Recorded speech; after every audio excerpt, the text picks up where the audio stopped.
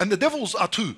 There are internal devils within us, and that is Qareen, and there are external devils. These external devils that roam freely and go around from place to place, they are the ones that are literally locked up. And Nabi sallallahu alayhi wa sallam, he said, سُلْسِلَةِ الشَّيَاطِينَ السَّلَاسِل, meaning they are actually chained up.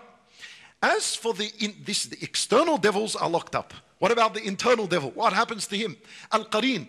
Qareen, my brothers and sisters in Islam, and Nabi sallallahu alayhi wa sallam, he says, إِنَّ الشَّيْطَانَ لَيَجْرِي مِنْ ابْنِ آدَمَ مَجْرَى الدَّمِ, that the shaitan, he flows in one's body like how blood flows in the body.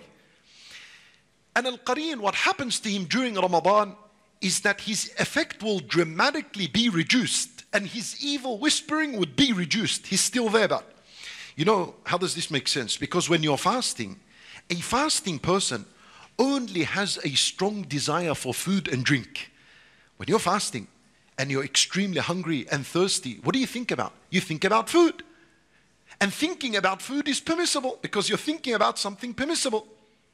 Now imagine someone that has eaten and is fully satisfied. What does he think about? His desire begins to think about al-haram, thinking about evil temptations and desires and so on. So the one who is starved, his shaitan that's inside, and literally when a person is fasting, the veins inside and the arteries, they dilate, they come in, they become small. And he's in there, flowing in your body, so it's constricted upon him. And until you're hungry and you're thirsty, you're only thinking of that which is halal. Your desire is that for which is halal. You're far away from thinking about anything haram. And that is the shaitan's evil whispering being reduced in the month of Ramadan. For Allah Azza wa Jal, He removes the biggest distraction from our lives.